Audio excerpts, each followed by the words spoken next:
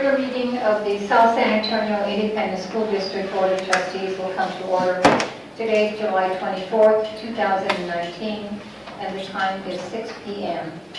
Michelle, can we have roll call, please? Mrs. Mandy Martinez. Present. Mr. Luis Ibarra Jr. Here. Mr. Homer Flores. Here. Ms. Shirley Ibarra Peña. Present. Mrs. Connie Prado. Present. Mr. Gilbert Rodriguez. Present. Mrs. Ella Flores. Present.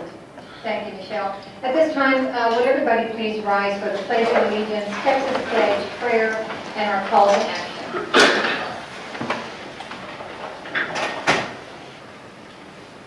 I pledge allegiance to the flag of the United States of America and to the republic for which it stands, one nation, under God, indivisible, with liberty and justice for all. The Texas Pledge. Honor the Texas flag. I pledge allegiance to thee, Texas, one state, under God, one and indivisible. Please bow your heads in prayer. Heavenly Father, thank you for every seat that has been filled here today. Only you truly know what we are setting out to accomplish today. We have an idea, a vision, hints, and daily instructions.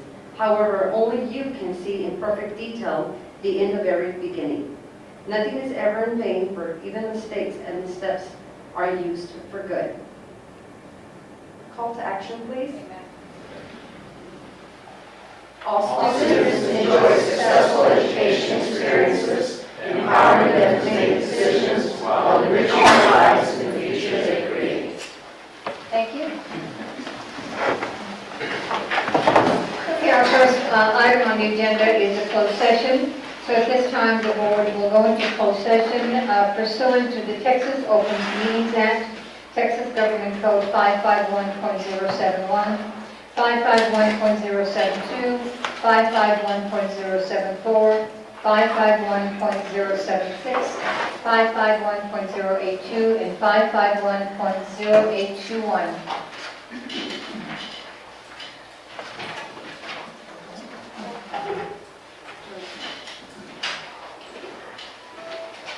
The items on the agenda are, number one is discussion concerning personnel matters pursuant to Texas Government Code Section 551.074, and number two is the superintendent formative evaluation. And the time at this time is 6:02.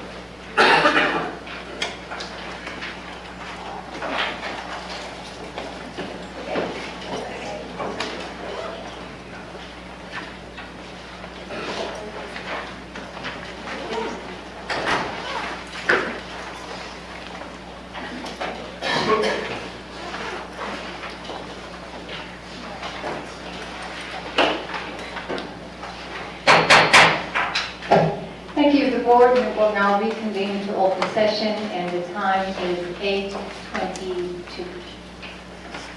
Next item on the agenda is superintendent remarks. Dr. Floyd. Yes, ma'am, thank you so much. First of all, I'd like to thank everybody who's in attendance today at our meeting. Thank you so much for supporting our community and the developments that we have as a district. I would just like to make a couple of announcements. First, I would like to welcome our new Chief Academic Officer, Ms. Decorum. Ma'am, welcome to the team. Ms. Decorum comes with over 20 years of experience in public education. She was most recently the Associate Superintendent for Jubilee Academies, and so we're excited to have her on board and look forward to a lot of positive developments. We also have the start of the school year coming up. 1920 school year is upon us. Our first day of school will be Monday, August the 19th. So we're getting ready to receive kids and ready to have our schools ready and have a successful beginning of the 1920 school year. In addition, we also have our convocation set for Wednesday, August the 7th. And so that's when we get all of our campuses together and we kick off the year. The theme for this year is We Are Family, and we're excited about moving forward in that way as well. Registration week is also the week of August the 5th. We will have a lot more details coming. We want to make it the process as simple as possible and as easy as possible for our families and our staff. And so we're looking forward to having a successful registration week as well. We also have our second annual Back to School Expo that's going to take place on Tuesday, August the 6th. And so we're looking forward to that event as well. And in the meantime, we work diligently to prepare all of our campuses, including the reopened campuses, to have them all ready by the first day of school. We have staff working in midnight oil, burning both ends of the candle to make sure that everybody has the necessary resources and the environment ready to receive them on that first day. Aside from that, Madam President, I don't have anything else. Thank you, Dr. Flores.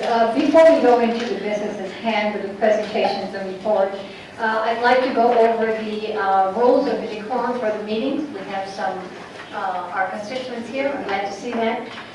Just a reminder, the board shall not tolerate any disruption of the meeting by members of the audience or individual board members.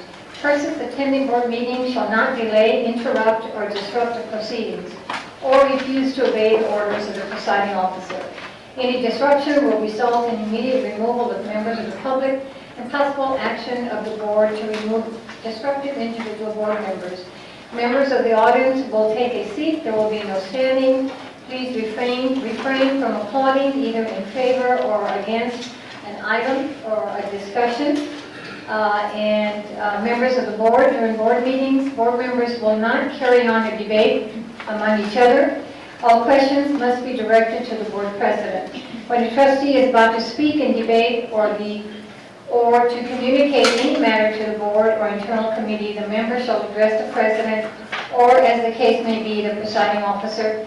A trustee who desires to speak on a pending question should address the board president and, having obtained recognition, may speak in an orderly way. Board members must be recognized by the board president before speaking. The board president must recognize each board member when a board member raises his or her hand asking for the floor or asks to be recognized. The board's discussion of any agenda item shall not exceed 21 minutes, with each trustee allowed 3 minutes to comment. After the first go-round, the board will have an opportunity for a second round of 3 minutes if they so choose. Use of electronic devices are prohibited. At no time during a board meeting, whether a regular or special call meeting, and whether in open or closed session, shall a board member use his or her cell phone or engage in texting. The use of phones or texting demonstrates a lack of respect for the proceedings and may, under certain circumstances, even be a violation of the Open Meetings Act. Board members will refrain from private discussions during any board meeting, whether in open or closed session. In the event of an emergency, board members will excuse themselves from the meeting to address the emergency. Thank you. Okay, first item on the agenda are presentations and reports. Number one is an oral/written report by 11 Productions on marketing plan for the reopening of Athens, Kazan, West Campus High School, and the school district. Dr. Flores. Yes, ma'am. And for that, we finally were able to have Ms. Lisa Jackson come and give a report on behalf of the Preventive. Ma'am?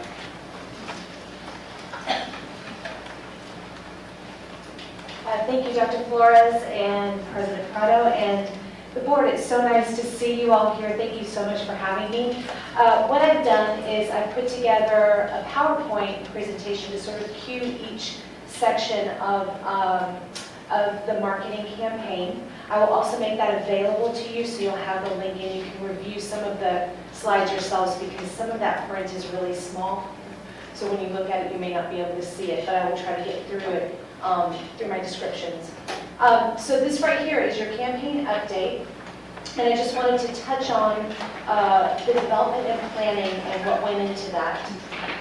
As we kicked off the campaign, we had to set the tone and make sure that the messages were clear and that the community understood what was happening. So there was a lot that went into developing the announcements about the school openings. That included developing talking points and ensuring everyone was updated throughout the district as well as the community. So we created pieces that helped inform both on social media and on the website. On the creative development, we went through everything from developing the materials and talking points to gathering content from around the district. And that the content, which is some of the most exciting aspects of your campaign and your district, is what it is that the district offers, the benefits to the students, the benefits to the community, and descriptions of your programs, both academic and extracurricular. So pulling all of that information together takes time to make sure that we have that robust communications plan that we can utilize throughout all of our pieces. So we did a lot of work on that. And we also ensured that we had a nice library of photos, images, videos that really depicted the campuses and the students and staff. We will continue to utilize those throughout the campaign.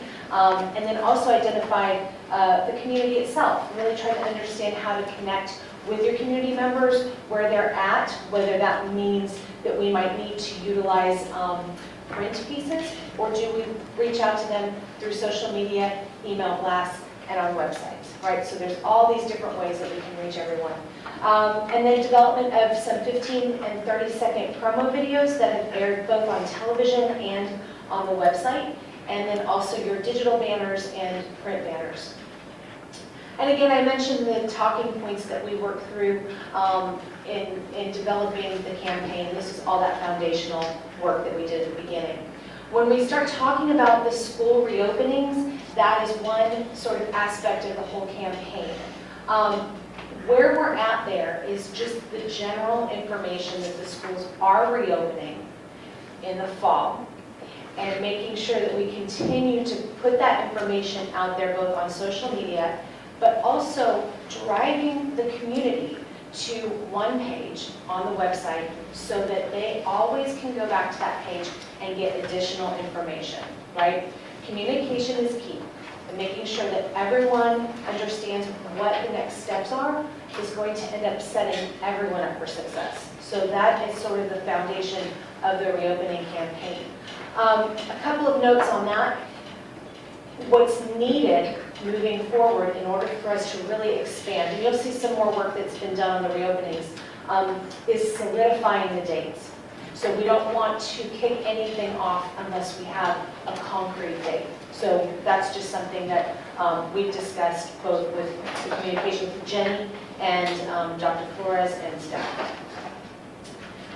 So some of the things that we've done with the school reopening campaign, we did this terrific Facebook promotion that really made the community aware not only of the reopenings, but also engaged them. And we had quite a bit of really wonderful engagement on this announcement.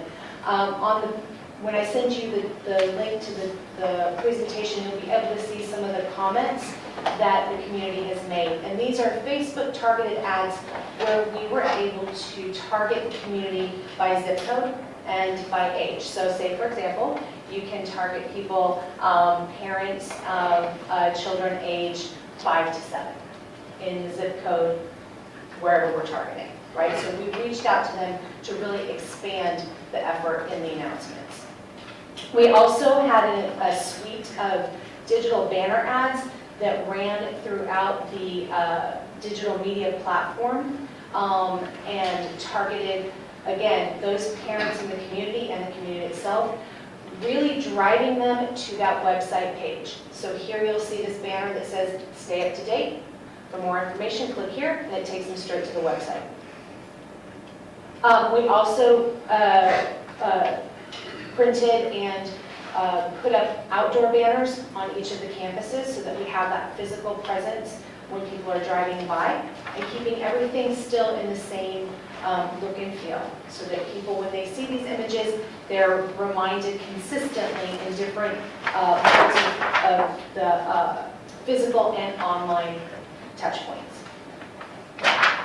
In addition to the reopening campaign, it's really very important to be holistic about how we are promoting this exciting new phase for South San ISD, and that includes promoting the district itself.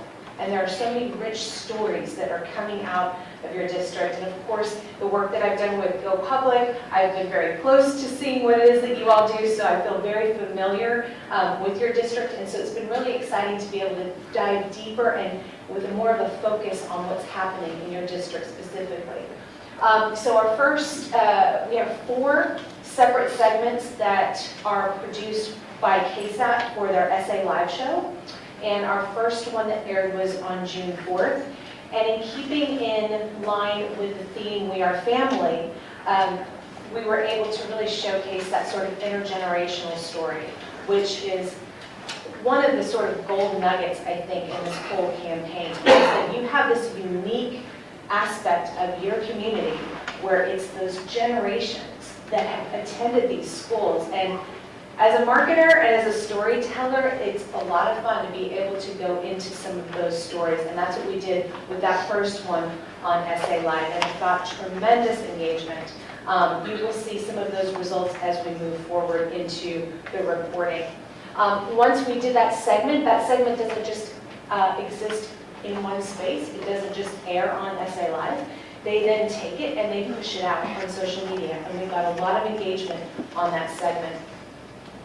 In addition to that, we do e-blasts, and what that means is they, the digital vendor, is able to push out announcements, information to a list of subscribers.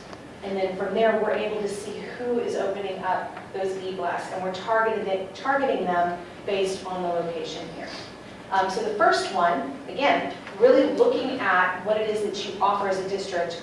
We reworked all of those really wonderful offerings, such as your programs, the certifications that you offer, the pathways, the academies, all of those really wonderful touch points that South San provides. This is a dense topic, so I'm just going to hit it at a very high level. Where we're at, as far as your website is concerned, is a place where when you're really looking at how to maximize everything that you have and tell the stories and get people engaged, 84% of millennials get all their information about their schools online, on their mobile phones. So they're going to the websites of the schools that they're interested in, and they're looking up information. So what we're doing is taking a step back, looking at your website, working with your team here, which, by the way, it's just been exceptional to work with Jenny, Scott, Carlos. It's just been really tremendous working with them. They move so quickly. And with the team that I've pulled together, we've dove into your website and we started analyzing it. And what we found was some really interesting aspects of engagement. You have something like and it's in the report, something like 15,000 visitors a month to your website. You have 250 pages on your website that account for 90% of the traffic. But what's happening is, and you all know how Google works, when you Google something, when you're looking something up, what's happening is South San ISD is not ranking. So that means you're not coming up on that first page, and we're working on fixing that. So that's part of your marketing campaign. I don't want to go much deeper than that because it gets really dense, but I really wanted to make sure we hit that because it's such a critical piece of your marketing efforts. Branding, we developed the campaign theme that will be carried throughout the entire year. We are family, and that is based on, like I said, that unique differentiator that really sets you all apart, that we really want to focus in on in the school reopenings as well as the school district campaign. In doing so, we have revamped a lot of your materials already. This is your trifold brochure. It has not gone to print yet, but it's looking at the look and feel and making sure that that information is easy to get to and that people can quickly digest what it is that you offer. In addition to that, let me just make a note, we also have a direct mailer postcard that was just finalized, and so that will go out as a mail piece. And then back to, just for a moment, again, I already touched on the website, analytics, restructuring, and redesign. That's a whole separate piece. So as we move forward, I'm going to share with you some of that data in the reports that I send each week to Dr. Flores and Jenny. I think it's very valuable information that will only help you as you go forward. And here, again, this is some of the documentation that is at a high level that will help explain what it is that is being done. And the recommendations, and this is something that I mentioned, you have something like 1,300 pages on your website. 200 pages of those are the real critical ones, and that's what we're working on. And then coming up, we have 3 more KSAT segments. This is what's happening right up ahead. The direct mailer card, as I just mentioned, is finalized and will be moving to print. We also have retractable banners in the new design that can be featured, especially when you're on camera. If you're being interviewed, anything where you're doing photos, where you're branding the district, we're having those designed. The digital campaign continues with the e-blast, Google Keywords, and pre-roll video. And then your website edits, and then building stories to feature both online and on your website. And that was just your basic sort of overview of where we've been and where we're heading. And I do thank you for the opportunity. Thank you, Ms. Jackson. Board members, are there any questions for Ms. Jackson at this time? I do, Madam President. Just a couple. Thank you for Yes, the presentation. You're welcome. It's good to see momentum building up from the promotion side of not only the reopening of the campuses, but the rebranding and all the other programs that we offer. I think it's very valuable and important that we get that out there. Just a couple of notes that I jotted down here on the, just some suggestions, and that would be Dr. Flores. When we have maybe like a ribbon, when we get to those points right now, like a ribbon cutting ceremony, maybe specific to West Campus, when the letters are being put up on the side of the school, to have the community maybe come and participate or watch and get some of that, engagement going and some of that excitement. Just some events like that. I know Ms. Collier had mentioned something like that. Just a suggestion going forward. The mailer, just last question on the mailer that you said was just approved and going on. Does that have the registration date that Dr. Flores just announced, August 5th? On that direct mail piece? Yes, ma'am. No, but we can add that on. Oh, no, I'm just, Yes. it may or may not be a good idea, but And if that's, we know already. yeah, if you know and it's final and that comes through, we can absolutely add that on there. And that goes back to what I was saying, when you have those concrete dates, that's a really great thing to be able to push out. And great suggestion on the ribbon cutting. Anything where it's an engagement with that reopening that's a visual, Right. to your point, is a great suggestion. Thank you very much again for Thank you. your presentation. Anyone else, board members, have questions for Ms. Jackson? No? Yes, Mr. Floyd. Thank you for the presentation, okay? But I definitely want to ask a couple of questions. And one is that so far the district spent $68,814.70 on a marketing campaign. And we've had, I feel like we're in the fourth quarter of a ball game. And so, because $180,000 has been budgeted for a campaign, we have now 13 days till school registration. And you're talking about, and I want to focus on brochures, because the district is considered, let's say, low income, right? So there's some constituents that have no Wi-Fi, they have no iPads, they're get stuff through the mail and read the paper. And so when you're saying that the trifold, the brochure is ready, is it a mailer that's going to be going out to the district? Or is it just something that's going to sit on the table and hopefully somebody picks up? No, exactly. It's going to the homes. And for that reason, that was one of the questions I had at the very beginning of the campaign, was what does your target market, your audience look like?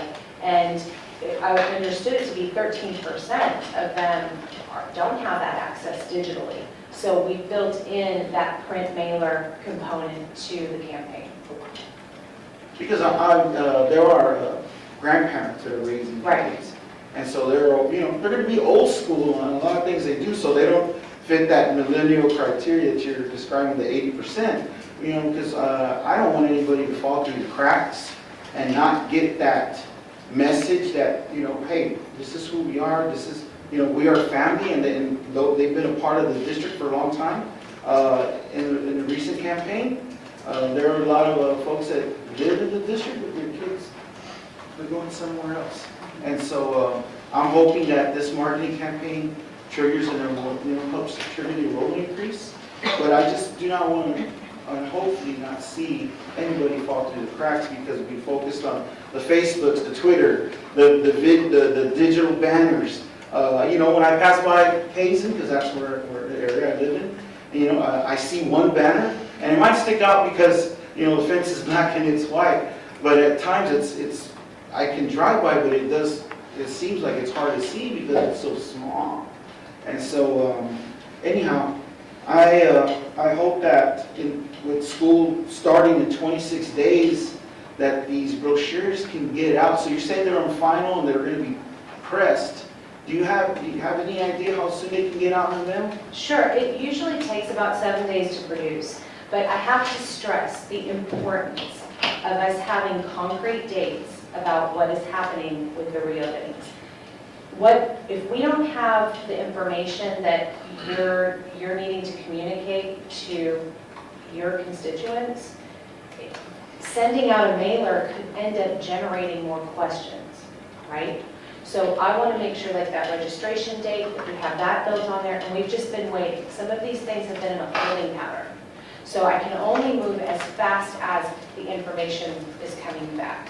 So to your point, the focus of this particular campaign, it's a very diverse mix of audience.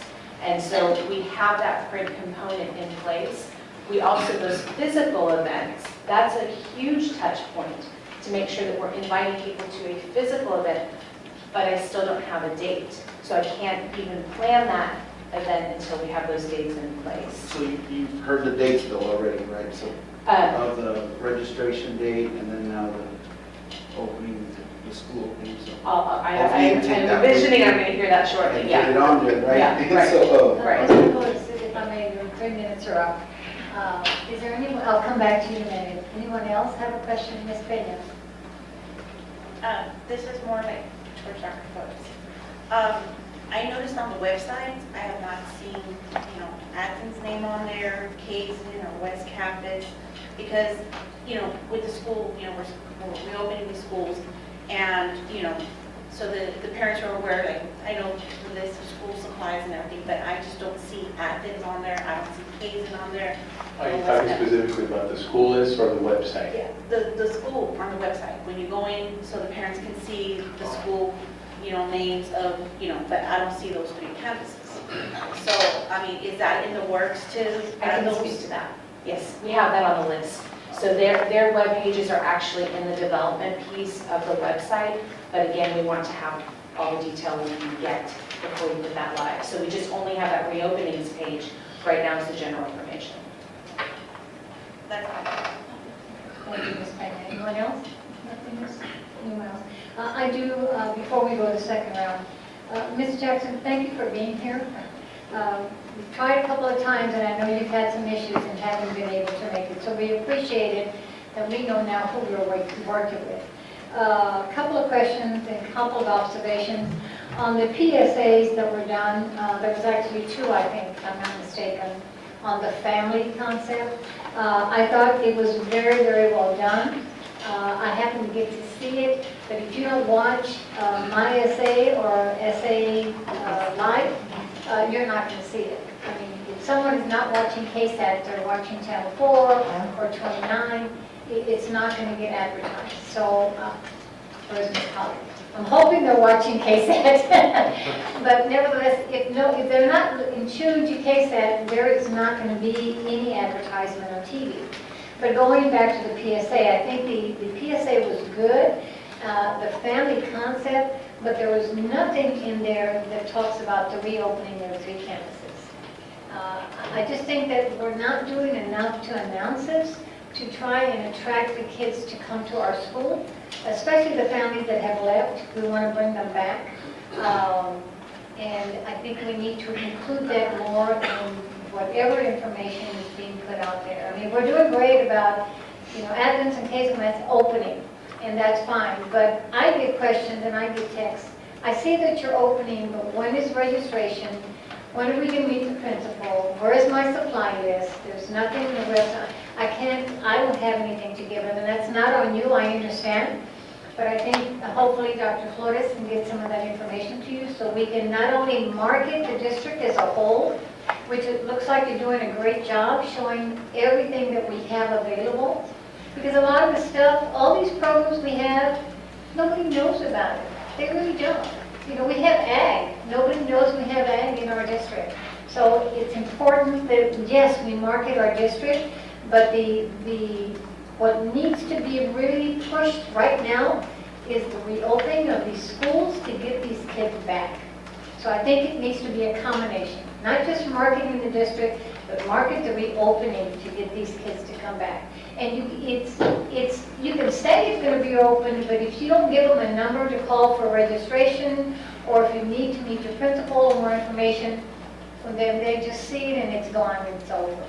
So I think there needs to be more on that, on the reopening. And then the other thing is, I don't know if you're aware, Ms. Jackson, but up in this area, the West Campus area, there's a lot of development going on. And there's approximately between 5 and 7 developers that are building homes.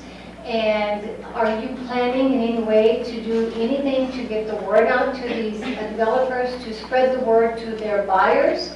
That guess what, there's a high school that's reopening here in your area, to get them to come to West Campus. So I don't know if that's part of the plan, or if anyone had even mentioned that to you. I wasn't aware of all the developers that were building all the homes, but that is a wonderful bit of information, because that is something where you can reach out to the real estate professionals, and they're always looking for information on the school district. I mean, that is something that's definitely doable very quickly. And to your point on the school reopenings, I am beyond thrilled that I heard just tonight that we have all this information now. The registration dates, with who the principal is going to be. These are the key bits of information that I was waiting on, and we were all waiting on, in order to get that promotion really revved up. What my responsibility is to be responsible with the communications that are going out, because what I didn't want to have happen is a bombardment of phone calls to everyone asking for details, and you didn't have them yet, right? That's my responsibility. So now that I have that, that's exciting, because now I can start to really push that out. So rest assured, and I appreciate and respect your viewpoint on that, because that is now the next phase. Now we can go all pistons firing. And love the information on developers. Thank you. Yeah. I've done my 3 minutes, I'm sure, so I'm going to go a second round. Did you have anything else, Mr. Flores?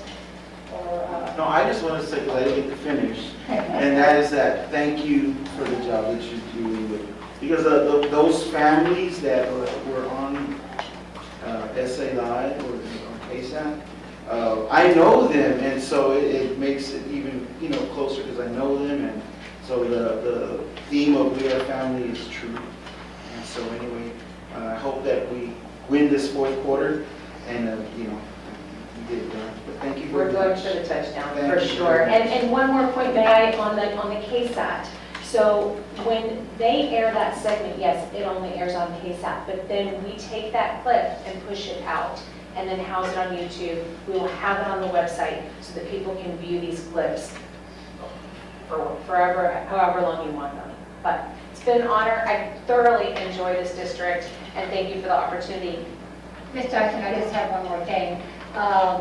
All the literature that you're preparing, the folding, the postcards that are going out, I think it's wonderful. But this district is predominantly Hispanic. That means we have a lot of parents here that are not English speaking or can read English. What are we doing to get the bilingual out there for those parents that can't read English or write English? I'll be working with Jenny on that piece for the print pieces, but I will tell you for your website that's not in the budget or in the scope. That's a very expensive endeavor. So I cannot do, but on your print pieces, yes, we will have a Spanish translated one. Okay. Yeah. All right. Thank you, Ms. Great. Jackson. Thank you so much. for the work you're doing. Thank you so much for the opportunity. Have a great evening. Thank you, you too. Okay, moving on, the next item on the agenda is an oral status report on the replacement of South San Stadium football field and track. I asked Dr. Flores to place this item on the agenda for a couple of reasons. One of the reasons, of course, is because I've been getting calls from the neighbors of the high school saying, what's going on in South San? They're tearing up our field. The community has no clue. We know because we come to the meetings over here, but the people that drive through there and live there, they don't. So I've had to reassure them that it's not a problem, it's going to get fixed.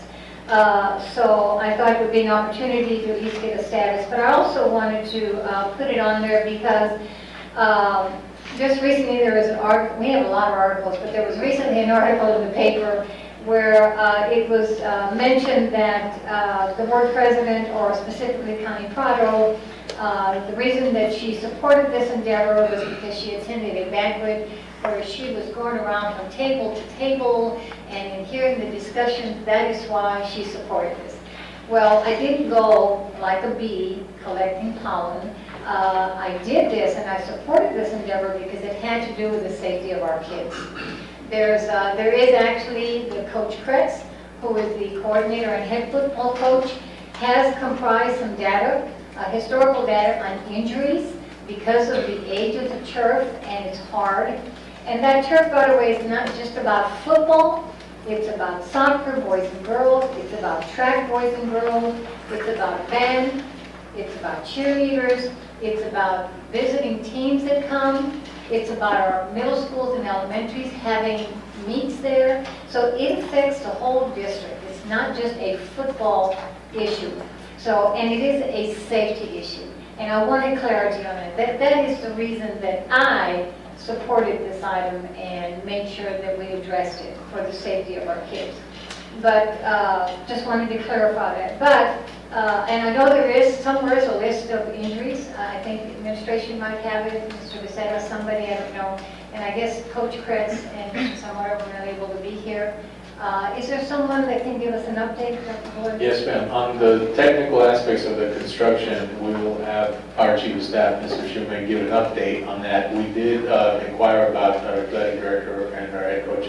They were available. They're at a coaching conference right now, so they're not in town right now.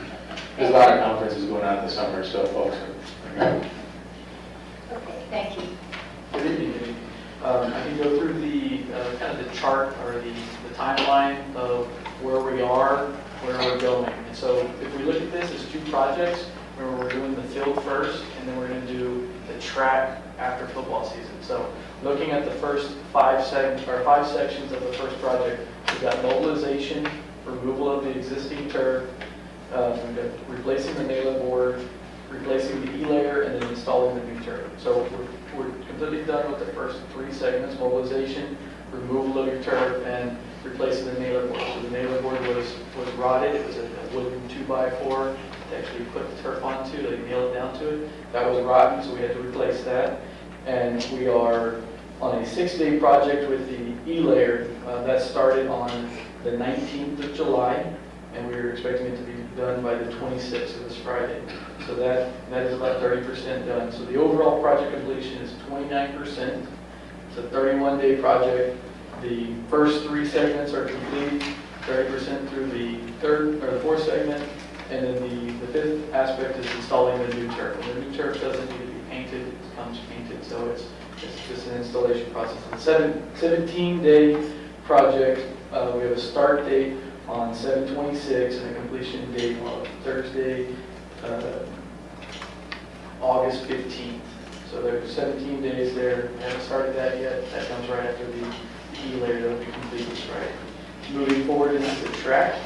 This hasn't started. It won't start until after football season, but they'll remove the existing track on 11/11, and it should be completed by 11/14, so it's in November. They'll inspect the asphalt, and then they'll look at the asphalt and determine whether or not any repairs need to be done. That'll be done on 11/14, and it should be completed by 12 or December 4th. They will place the new track on 12/4 through 12/27, and then they'll do track striping, which somebody manually goes and paints the track over 3 days between 12/27 and 12/31. So that project will begin in early November and be done before it's needed in the new year. So that's kind of where we're at as far as the technical aspect and timelines of where we've been and where we're going. Any questions on that? No, thank you, Mr. Shulman. Board members, are there any questions, Mr. Shulman, on the report on the field?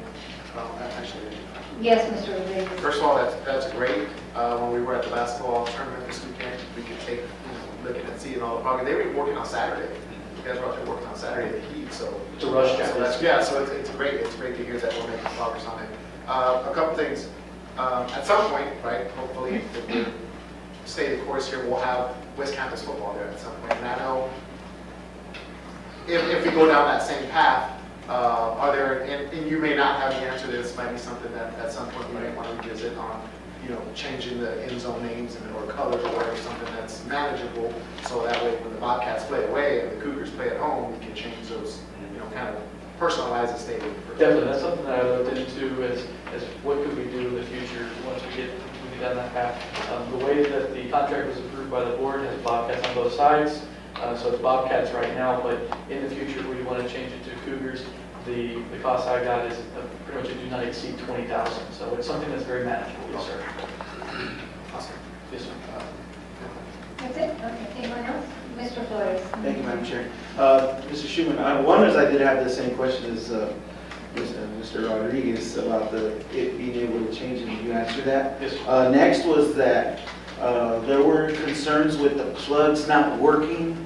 If they're on the ground somewhere on the track or along the field where they need to be able to have working electricity, I mean, there's plugs there. I'm not sure exactly where, but they said that at some point, that sometimes, well, they reached a point where they didn't work at all. I just want to know if those concerns are going to be addressed, or are they addressed? I haven't heard of that concern, but I can look into it. I didn't know there was an issue with the electrical plugs. I mean, there's a professional installation track company, so as far as like the 25-second clock or your scoreboard, that type of thing, that's all within the Right, scope. because I think along the field there may be where they can plug in, and I think that's what was not working. But I was going to bring up the counter also, because I've been to, last year I went to a couple of games and it was blank, and so, well, I know our team needs it, and so, On both sides, yes, sir. Yeah. Hopefully, we can follow up on that. Yes, sir. Thank you, Mr. Flores. Any other comments? Okay. Thank you, Mr. Shulman, for your presentation.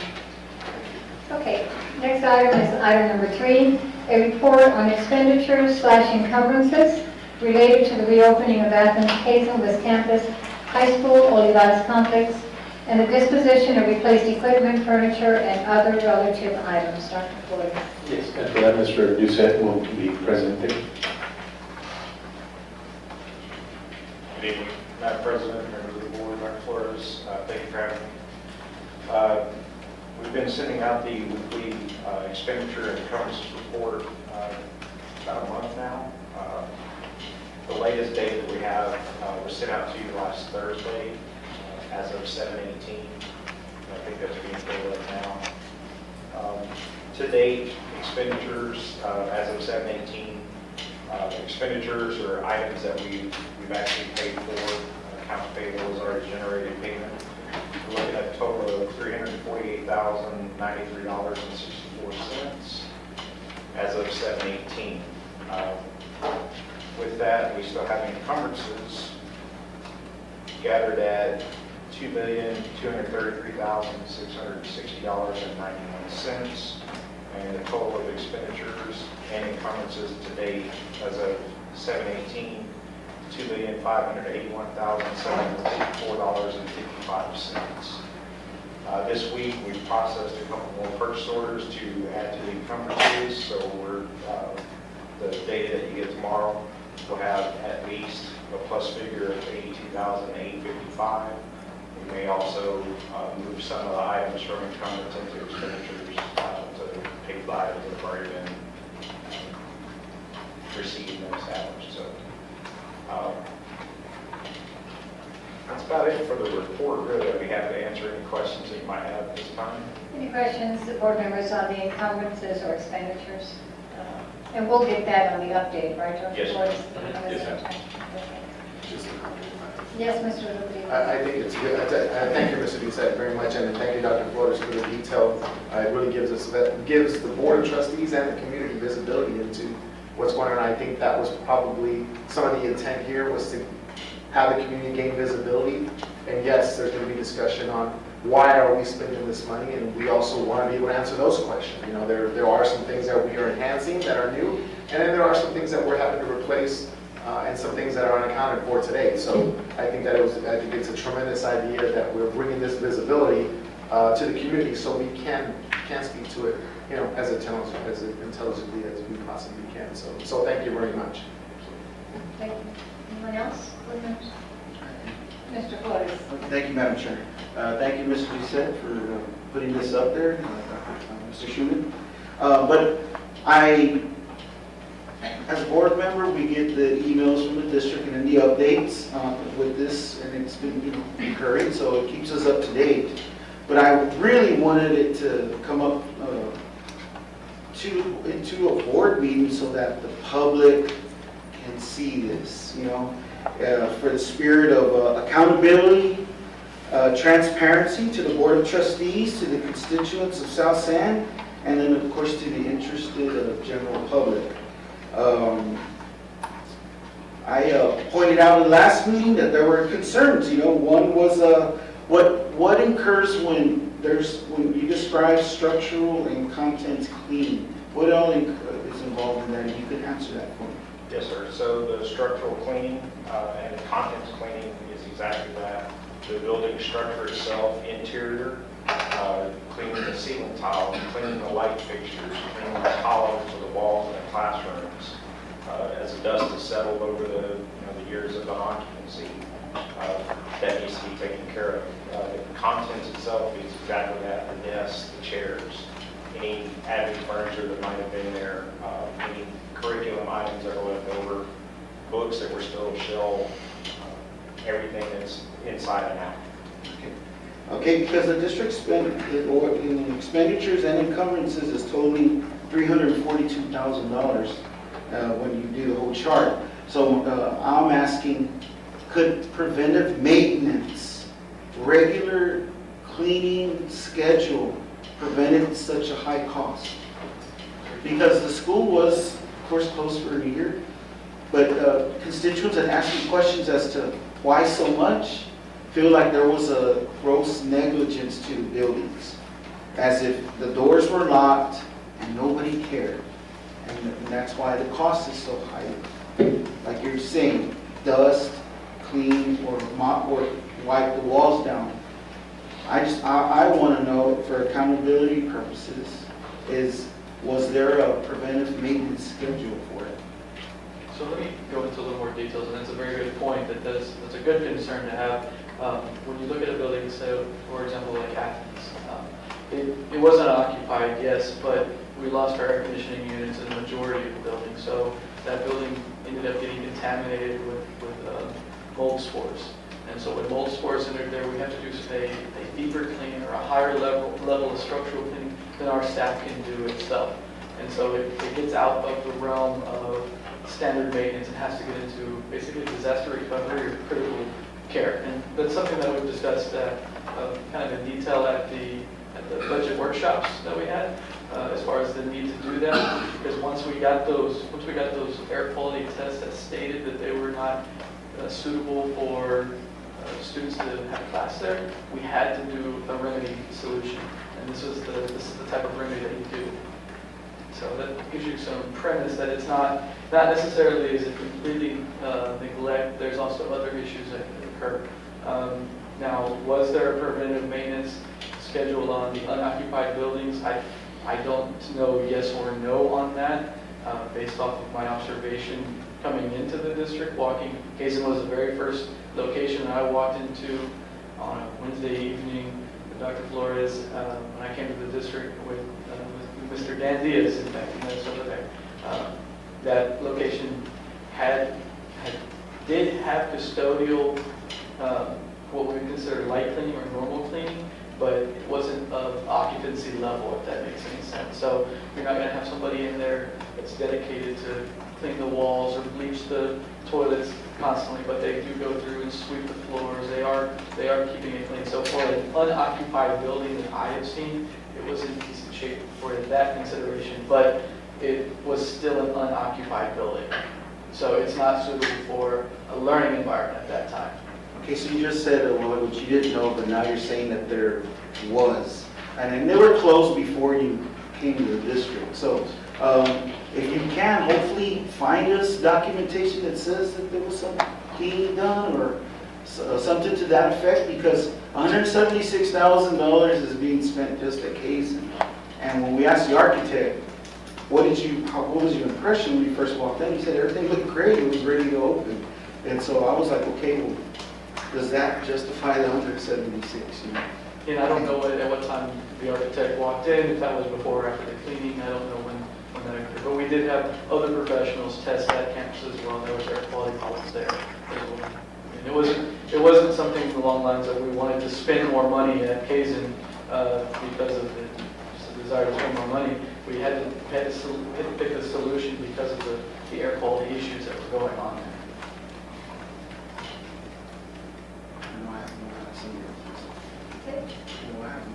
Okay.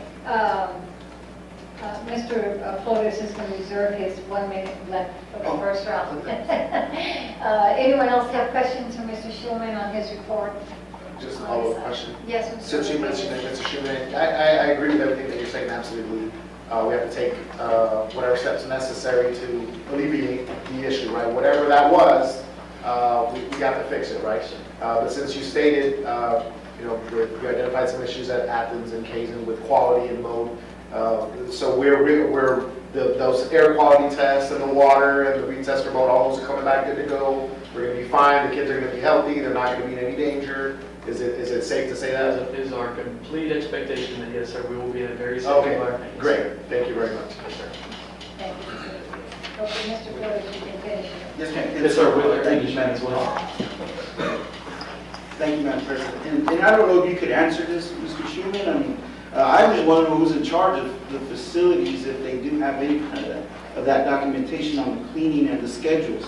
But I also wanted to ask, because on the report it says the disposition of replaced equipment, furniture, and other related items.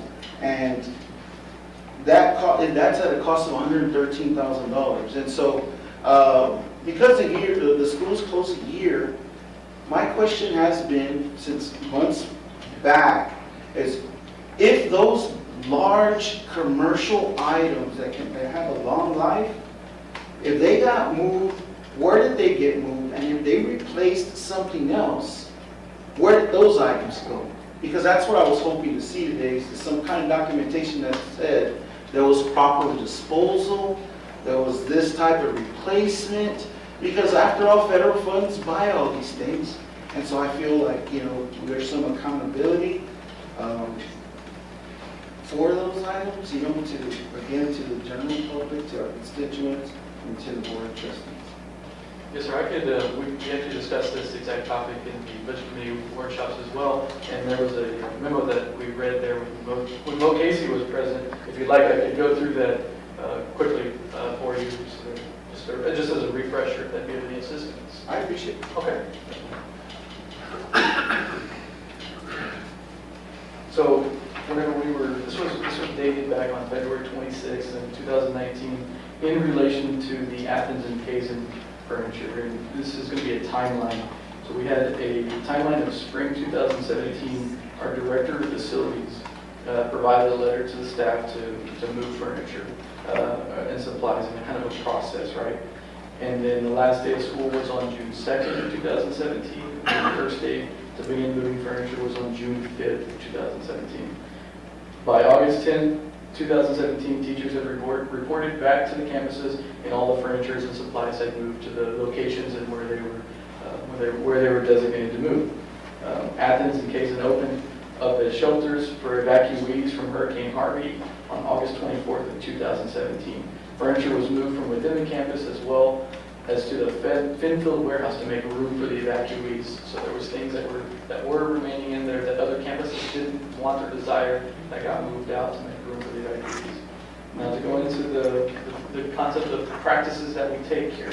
Our practice is to dispose of district property by way of an auction if the property has value. If the property is deemed not usable, we take it to the scrap metal to Montgomery Iron and Metal Ltd. If an item is listed on an auction and has no bids are received by the end of auction, is disposed of as per board policy CI local. To date, we have tracked the following inventory. I have a list of inventory that we provided at that meeting that gave us a list of the furniture for Athens, Kazan, the post office warehouse, and the Finfield warehouse. Assets are items, and this is a discussion of what the terminologies are because we use so many different names. So assets are an item with a useful life longer than 1 year and have a unit value of $5,000 or more. So an asset would be something that has a cost of $5,000 or more, not less. Equipment is not an asset if its purchase price is less than $5,000. So maybe a floor scrubber, while it is expensive, might not be considered an asset.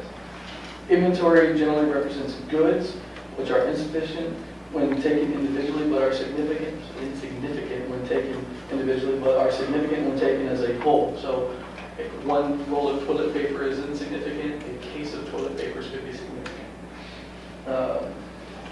Furniture can be moved back. Furniture can be moved back is dependent upon excess furniture that remains in the campus, sending students back once the reopening. So what we talked about there is the way that we equip a classroom. It's not chair for students. If we send one student back, it doesn't mean we just send one chair back because we staff it or we put the furniture in a classroom for an entire classroom. So if there are 17 kids in there, there will be 24 desks for various needs of the teacher, 25 desks. So it's not one for one. There's some overlap. Kids don't take their desk with them down the hallway whenever they move class, that type of thing. So it's not a one-for-one move. Attached is the result of our most recent auction. So there was a list of our auctions that we had, and then record of furniture equipment that was moved from the campus is unknown. So the idea of us having a list of where those things went from the closing time, we don't have that list. We don't know where it is. If it exists, somebody else has it. It could be valuable to us. We have it. We don't have it. We haven't located it. So I think that answers the majority of what you said. One of the elements that you were talking about was equipment that is moved from the the closed campus, and now we're reopening. Where did it go? It went into your schools. It went into your schools in some capacity. So if it was a warmer or an oven that was operational, and there was an old one at another campus, they would have moved it from the campus that is closed and not using it, and possibly disposed of the one that they replaced. And then it's now being used, say, at another campus at Kindred or Palo Alto or Southside High School, whatever it is.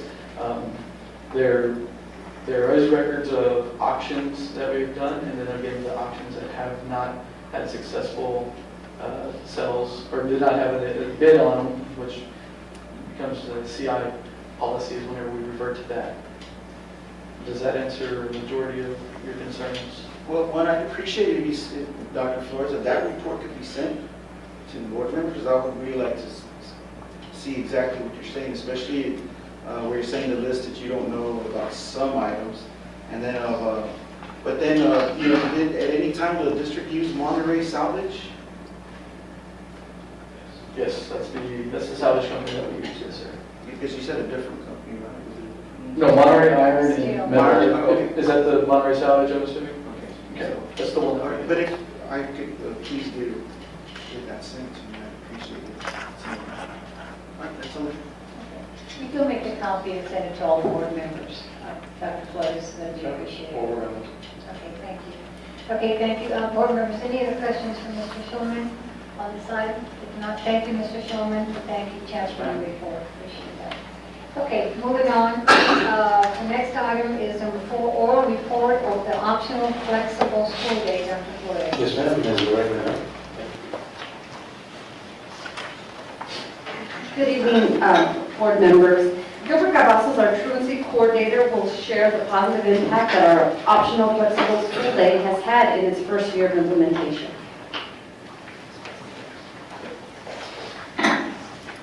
Good evening, Madam President, board members, Dr. Flores. My name is Gilbert Cavazos. I'm the truancy coordinator for the district, and I'm excited to talk to you all about our first year results with the optional school day. Before doing so, I'll give you a little background to what the program is. The Optional Flexible School Day is an annual program that's approved through TEA and gives us the ability to work with parents and students who are in danger of dropping out of school and give them a schedule that's not based on accountability of an ADA period, but based on minutes. One of the benefits of this is that it gives students the ability to continue their education, and it gives them the ability to earn credits a little bit faster through the program. The goal of the program is to support students who are able to attend school in a traditional setting. Our target goal was fifth-year seniors, first and foremost, is to get those students back that did not finish in their 4th year. Students who have to seek employment because they are the earners for the families at the house, or other things such as they provide child care at home. In our first year, we had 85 students who entered the program. Of the 85, we had 28 who graduated, received their diploma, and the thing that I'm most proud about was that we had 8 fifth-year seniors who came back and earned their diploma through the program. So that's the thing that was, for me, was exciting to see those students at graduation who came back and earned their diploma because they had to do the work themselves. And that was the thing that they most, seeing their faces and smiling, that was great to see. I'm sorry, I should have clicked, but sorry about that. So I'm here coming before you again to ask you guys to renew the program for the next school year. So if you have any questions, you have to answer them. Board members, are there any questions? All right, Ms. Flores first, and then Ms. Mena. Thank you, Mr. Cavazos, for that report. My question is, of these 85 students that entered the program, are they part of the accountability system? Yes. So Can you explain that? they're there like a regular student. So they still have to take the STAR test. They have to be there the day of testing. So even though they're counted as minutes, they have to, everything that goes along with the child, whether it's attendance, compulsory attendance laws, testing, they still have to follow everything. So we did have students who were fifth-year students who still needed to test. And so they did test, but because of the, they had a little bit of a structure within the classroom and tutoring and a little bit more. We had some of them who actually passed that test, that's what they needed for graduation, along with their credits. So they do.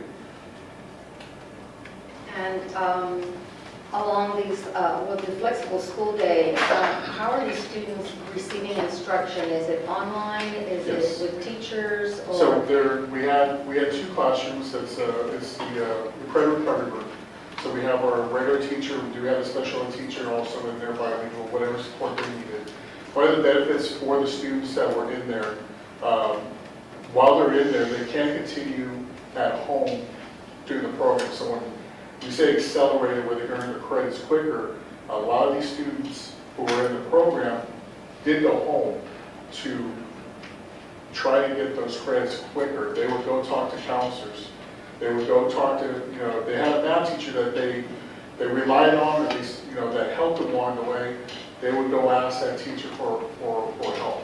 So it was a team effort from the counselors, Dr. Hernandez, going to the homes, trying to convince these kids to come back to school, that it was going to be okay.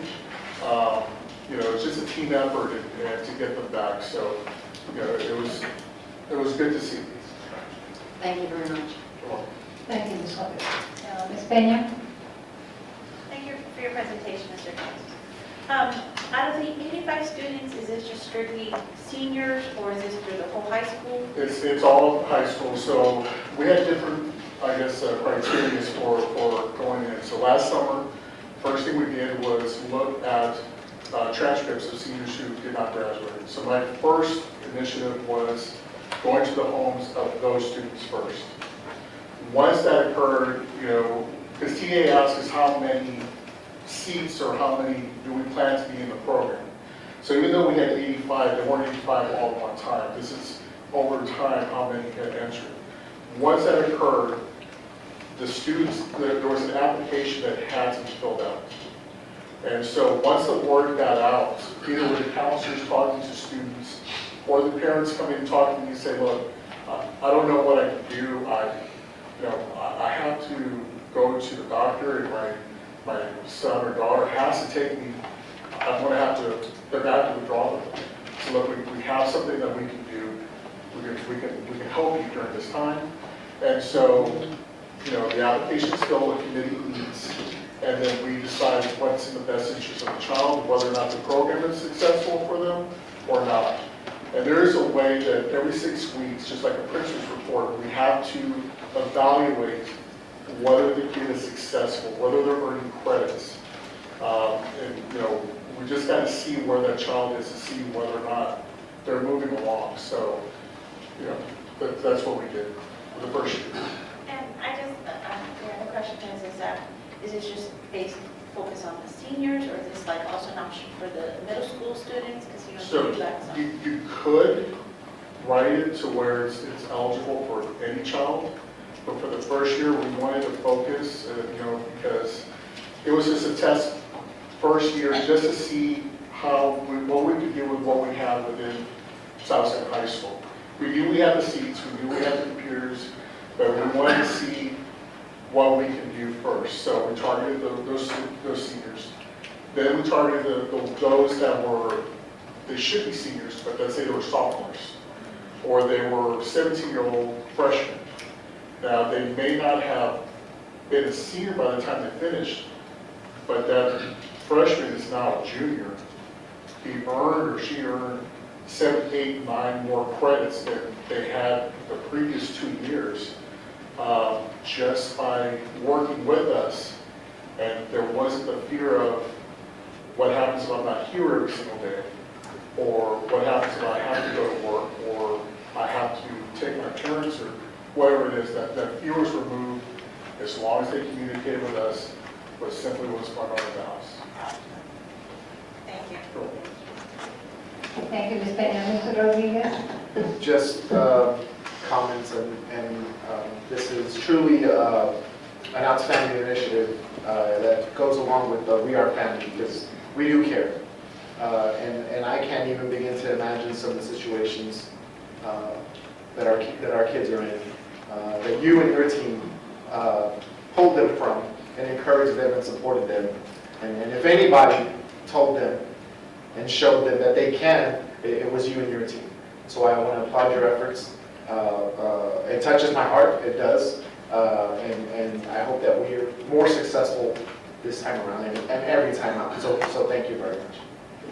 And I wanted to add that we'll continue to trail the data and look at, and talk to the kids, even talk to the families to see how we can continue to modify this program, because again, usually the next step is dropout. And so again, it's making every effort to ensure that our kids are in school. And I will tell you, I've driven in the evenings with Mr. Cavazos to the homes, and so they are very dedicated staff. And they do, I mean, go countless nights working on behalf of the district. Thank you. Ms. Martinez? Thank you for your presentation. You did answer some of my questions. Is there an application? Yes. It is based on historical data, so the seniors, like you said, y'all are following them to go and reach out to those specific. Right, the TA sets very specific guidelines, they have to be at-risk students. So there's guidelines that we look at.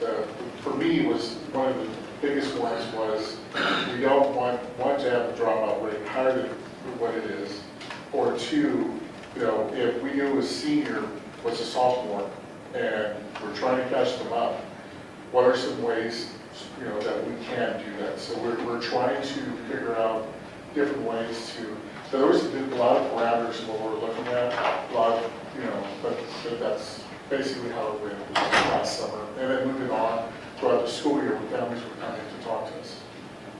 And then you said that there was 85, was that slots or that was actual students? 85 who applied and went to the program throughout the entire school year. Is there a cap? There was a cap of 50 seats total because we had 2 classrooms available for us.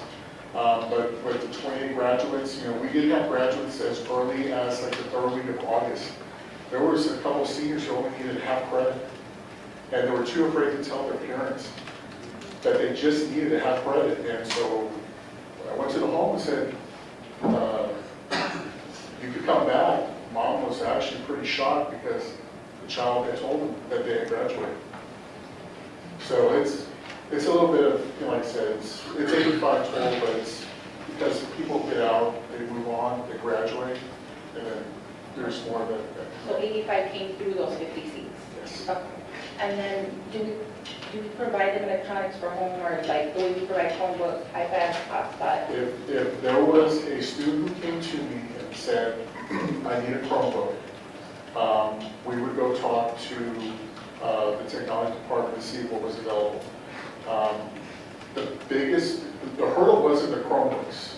The hurdle is trying to get hotspots for students. That's the biggest thing. We can get the Chromebooks, that's easy. But to tell them, they tell me, I don't have internet at home. And it's like, well, you go to McDonald's or you gotta go to Starbucks. That's the thing that I think that would help more for the students is getting hotspots so they can do the work that's needed. So that's my take on what technologies pretty much need is hotspots. And that's why I asked that, because there's students right now that aren't in that program, like just regular freshmen, sophomore, seniors, that say that they don't have internet. So I know we're on a shortage of that. That's all I have. Thank you. Thank you, Ms. Martinez. Anyone else? First, Ms. Flores, and then Ms. Flores. Thank you. Okay, my second round, that was going to be my question is, then how can we help the students get these hotspots? And if we have 50 seats, but not all of them stay for the duration of that because, they continue, they move on. How can we help provide these students that hotspots that are needed in order for them to succeed? So we actually, the district, the high school right now is participating in a program called the 1 Million Program from Sprint. It's a grant program. They've provided us hotspots the last 2 years, sorry. Going into our 3rd year now, and we were actually able to bump up our allocation of hotspots for this year. So what we anticipated initially when we applied for the program was about 15 to 20% of our high school students would need those. And so over the course of 5 years, we're going to hit that 20%. We've been giving them out for a couple of years, and then as students graduate, we pull those devices back from those students and then give them to another student. So that's part of our effort to get internet connections out to students that don't have it. The students have to qualify, they have to apply for it. So we have to be able to identify them that they don't have internet at home, or that they have limited internet, or they have limited access to a computer at home. So Ms. Davila at the high school has worked really hard on getting those students identified and getting hotspots into the hands of the kids that really need them. Thank you. And Mr. Cavazos, I appreciate the work you're doing with these students because you're targeting our 3rd goal, which is college, career, military readiness. We want all our students to be successful, and if they can't be successful the traditional way, then here's an optional way where, we can give them the tools that they need in order to get their diploma and succeed and hopefully, become career or college or even military ready. So that certainly targets our 3rd goal for the district that the board has set. So thank you for the work you're doing. Thank you, Ms. Flores. Mr. Flores? Thank you, Madam Chair. The question 1 is for our IT gentleman. Yes. Is it, I'm not real savvy with computers, all right, but I've used one before where there were air cards.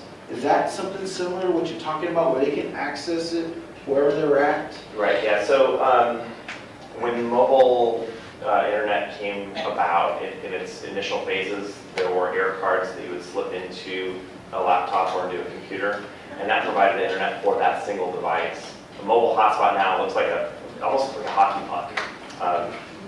You have one? Yeah, we got one on the table right there. So, and you can connect up to 10 devices to those. So that provides a wider scope of devices that are able to, it's not just that single device that has the air card in it. We've moved away from those and into these mobile hotspots now.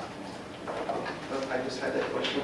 And then I'm sorry for being dumb on that. No, that's a good question. So, and then for Mr. Cavazos and your team, thank you for embracing our kids, which sometimes might otherwise feel like they're lost.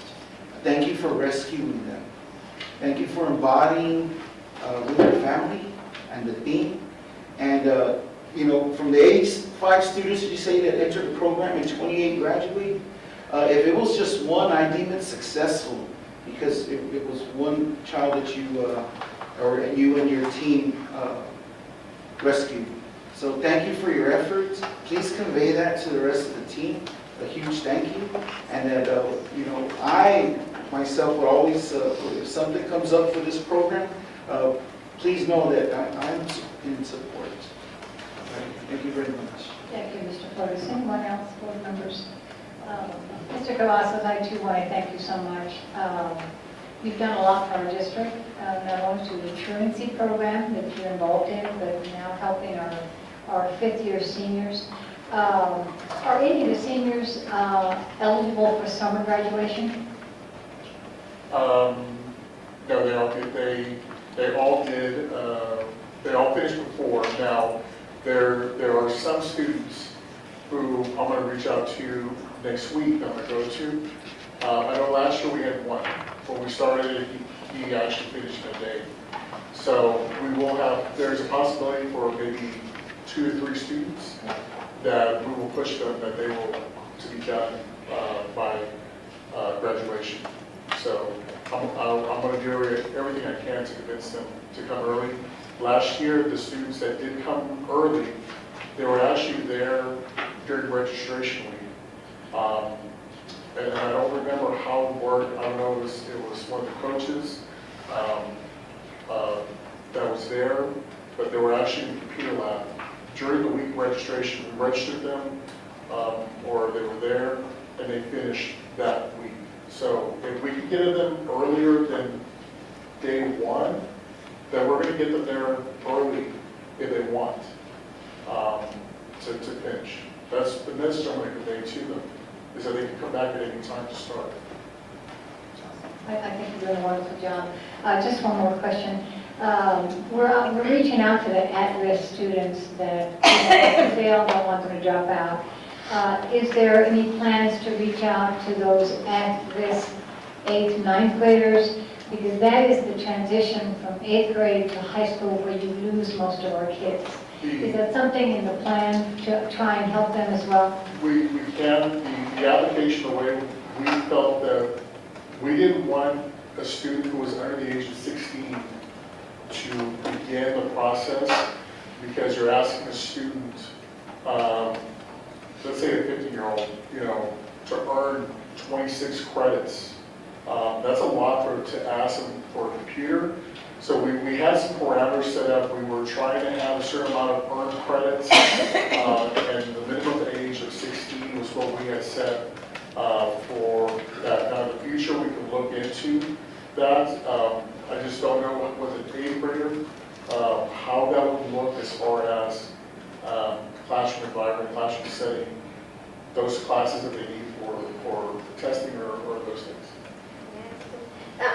And if I could add, Ms. Brother, we have a credit recovery program at the high school, and so as Mr. Cavazos said, we want to catch students who are potential junior seniors.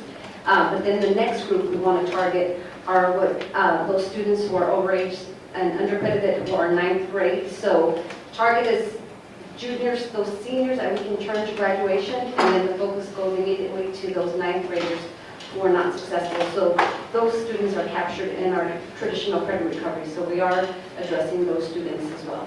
Wonderful. Thank you, Ms. Young. Dr. Flores, this was not presented as an action item. Does this require approval? At this time, It requires a signature.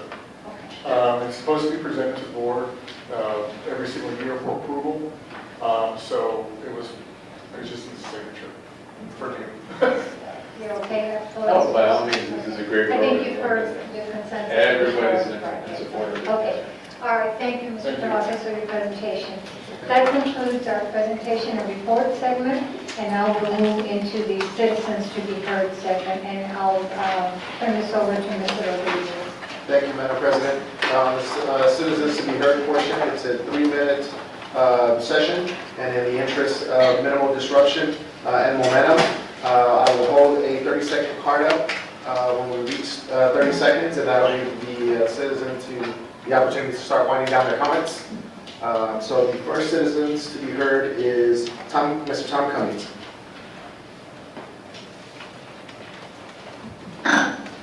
Thank you. Ms. Prado, members of the board, Dr. Flores, administration, and guests. My name is Tom Cummings, and I'm representing South San AFT. Tonight, we would like to address pay increases for the coming school year. South San AFT requests a 7% increase for teachers, other professionals, paraprofessionals, and classified employees. 7% is consistent with the intent of the legislators,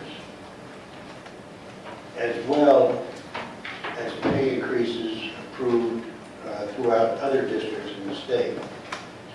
But there are other reasons for that 7% increase as well. First, experienced teachers and others have been leaving South San ISD for other districts or retiring before the time that they actually should. For years, South San was a leader in Bear County for master's degree pay for teachers. It was number one several years. But now, and also when you had that cohort, South San was delivering educational quality despite any local or state problems. But now the cohort is gone. The average years of experience of teachers has gone down, and the district must begin to work to keep exceptional teachers with excellent pay. The reward for experience on the job is no longer there for teachers. Average pay is not good enough. Second, pay increases have not kept up with inflation. It's made worse as San Antonio is among one of the 10 cities where inflation is rising fastest. Average pay increases are not good enough. Third, the starting pay for paraprofessionals and classified employees needs to rise. Bear County pay and San Antonio ISD pay is now starting pay of $15 an hour. The city of San Antonio is at $14.75 and will soon be $15. South San is falling behind, and simply staying at the average is not good enough. Finally, often forgotten is the student loan debt that many teachers have, especially new teachers. It's reported to be about $30,000 on a statewide average. But with conversations I've had with new teachers in South San, it would appear to be much higher. So again, South San AFT requests that the board increase the compensation plan by increasing pay by 7%. Thank you. Thank you, Mr. Cummings. The next citizens to be heard is Lori Elliott. Good evening. I was to give the monitoring reports tonight, but there was definitely some controversy in terms of when and where those reports should be given. Texas Education Agency sent me in writing that they should be given open session because they do not meet the criteria for closed session. The board has requested closed session. What I would like to let the board know is that I will be in touch with the Texas Education Agency and therefore have them in writing specify as to where and when these reports should be given. And they do need to give you that information in writing, not just me. Also, if there are any legal issues, Mr. O'Hanlon, I do request that you speak with Texas Education Agency lawyers, whatever, get that resolved, at least by next board meeting, so that we can go forward with these reports. Also, I mentioned this to Mr. O'Hanlon. He said that you were aware of open records. These reports do exist, so I do want to bring that to the forefront, that reporters or anyone can request these reports, and they must then be given. When I was on vacation, I actually had a reporter call me and ask for an interview, which I declined, knowing that I would be giving reports and they could glean that information from those reports. So know that the reports exist, and with open records they can request. So I'm just making the board aware of the situation and what actions I will take to definitely contact Texas Education Agency and get clarification. Thank you very much. Madam President, that concludes the citizens to be heard portion. Thank you, Mr. Rodriguez. Okay, last item on the agenda is our consent items. Board members, we have consent items 1 through 12. At this time, are there any items, board members, that you would like to pull for discussion before we take action on these items? Madam President, I'd like to pull items 2 and 7. Mr. Rodriguez is pulling 2 and 7. Anyone else? I did have one, number 5 and number 11. Okay. All right, so pulling items 2 and 7 and 5 and 11. So at this time, I will accept the motion to approve items 1, 3, 4, 6, 8, 9, 10, and 12. Do I have a motion? Move to approve. I second. I have a motion by Mr. Ibarra and a second by Ms. Flores. All in favor? Aye. Opposed? Motion passes. Thank you. Okay, first items are items 2 and 7 by Mr. Rodriguez. Thank you, Madam President. I just had a couple of follow-up questions. Item number 2 on the approval of policy update 113, just a question for legal counsel. If, have you had the opportunity to review those? I know there TASB recommended updates. Yes, sir. Okay. And then a question for Dr. Flores. On the local policies, Dr. Flores, has your administration amended those in any way other than the TASB recommended policy? No, we took the TASB recommendation because it typically goes in alignment with the state changes in policy, so it just, we don't mess with it. Unless there's something specific, we bring that to the board. Okay. Other questions then? On number 2 and number 7. Oh, number 7. I just had a follow-up question. Thank you very much for answering those questions that were very detailed, and I appreciate that. Just a disparity I wanted to get a clarification on. So the proposed contract has a total of $236,000 from the general fund, but if I read this correctly, the existing contract has a cost to date of $640,000. Did I read that correctly? I just want to get clarification on that. Is it a follow-up on that? So my question was, what is the total cost to date of the existing special education direct and support contract? And the answer was $640,581.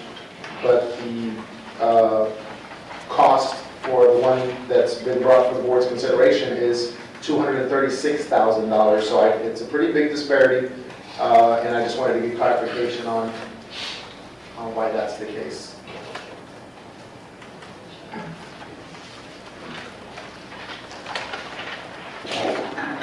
So I'm going to ask Mr. Schuman to discuss that, because that is a combination of both federal and local funds, the overage.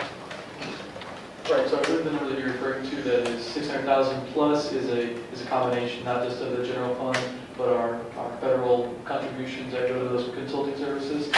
And the only contribution that we use out of the general fund was the number that was presented to you there.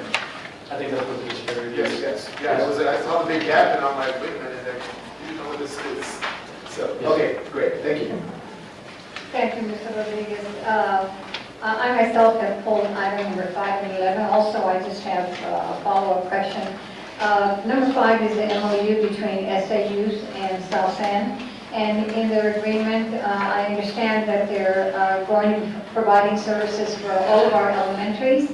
And because Athens is just opening, I'm assuming it's because the grant was applied way in advance before the opening of the schools was decided. Is that why Athens is not going to have the service?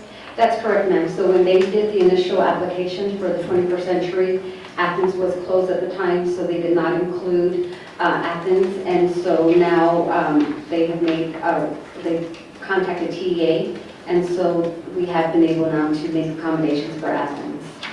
But the Athens children will now be having to be transported either to Price or Carrillo for service for after-school program. That is correct, ma'am. And Carrillo would be the first choice. Absolutely, and that was going to be my suggestion because of the transition, the flow, the easy flow going from Athens to Carrillo on the side streets and instead of having to cross the state highway, that would seem to be the most logical place to send them. And they will be bused over there, right? That's correct. And the parents will be notified that they will have to pick up their kids at Carrillo after school. Yes, ma'am, during registration. Yes. During the registration. Okay, good. Okay, that's all I have on item number 5. On item number 11, I just need clarification. I had asked a question about the buses, Dr. Flores, and I personally thought that we were talking about 2 regular school buses. But in my response to my question, it referenced special ed buses. So are they regular school buses that are for special ed, or are they special ed buses? The 2 buses that we're talking about in this acquisition would be for 2 special ed buses, yes ma'am. They would have lifts on them, and they would be utilized to transport the students to, one of them would be utilized to transport the students to San Antonio ISD, because remember we no longer have the regional data for the deaf program anymore. It's now off-site. and then we've got an expansion of our route. Okay, and then I think I had asked, because of the buses, the cost was like $200,000, if that was something that we could hold off at this time, and therefore maybe expend that cost in the next year's budget instead of this year's budget, so that we can save some money. Is that something that's still feasible? Somebody said yes in their answers, but I wanted to confirm it. Right, no, it is something that we could do, although, we wouldn't bring it to you, we didn't recommend it as far as the seamless operation of the district. Right. So we could do it, it just could put us also in a bind in different issues, I guess. And that was my next question. If it's a time-sensitive issue, as far as doing the ordering in order to get here in time, then I don't have a problem. The buses are needed, let's go ahead and move forward with it. But I didn't know if it was a time-sensitive issue. If you currently had special needs buses that are being operable and usable, that we could use until we budget for this at the beginning of the school year. But if they're needed right away, absolutely, then I would recommend that we move forward with these. Yes, ma'am. Okay? We agree. Okay, that's the only questions I have on those items that I posed. So right now, I'm going to ask the board for a motion on items 2, 7, 5, and 11. Move to approve. I have a motion by Mr. Rodriguez to approve items 2, 7, 5, and 11. Do I hear a second? Second. Second by Ms. Peña. All in favor? Aye. All opposed? Motion passes. Do I hear a motion for adjournment? Move to adjourn. I have a motion for adjournment. Do I hear a second? All in favor? Aye.